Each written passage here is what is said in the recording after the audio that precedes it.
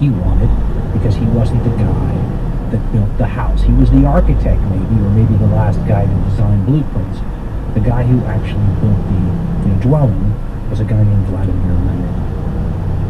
And I'm reminded of a quote by the writer Aldous Huxley about how ideas end up influencing people. And it's not so much a question always of how many people, but who they are. Huxley wrote, quote, "It is possible to argue that the really influential book is not that which converts 10 millions of casual readers, but rather that which converts the very few who at any given moment succeed in seizing power. Marx and Sorel have been influential in the modern world, not so much because they were bestsellers, but because among their few readers were two men called respectively Lenin and Mussolini." End quote. Vladimir Lenin is the hinge point between theory and application when it comes to modern-day communism. He's the implementer. Marx is the originator, and Lenin is the implementer. And he's a figure that combines some rather unusual qualities in one human being.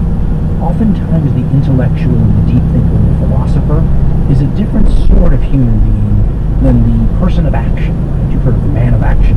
And oftentimes they're two different kinds of people. Lenin is one of these strange individuals that possesses the qualities of both an intellectual and a person of action. And his dynamic abilities were recognized even by the people who were his opponents. And take, for example, the description of Lloyd George, the man who is the Prime Minister of Britain during really the second half of the First World War. George will write his memoirs in the 1930s, and he will say this of Vladimir Lenin, quote, "He was a communist, but whilst fanaticism does not always endow its possessor with great administrative ability, it is not incompatible with a genius for government, and no one can doubt that Lenin was one of the greatest leaders of men ever thrown up in any epoch." End quote.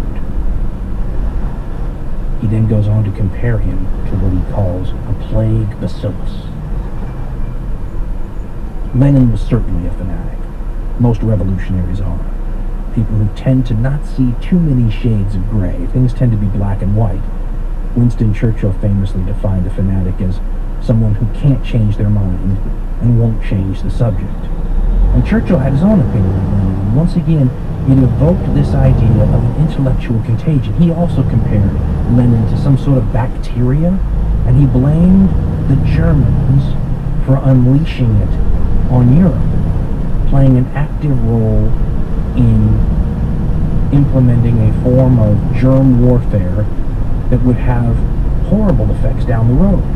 Churchill wrote, quote, "Lenin was sent into Russia by the Germans in the same way that you might send a phial containing a culture of typhoid or cholera to be poured in the water supply of a great city, and it worked with amazing accuracy."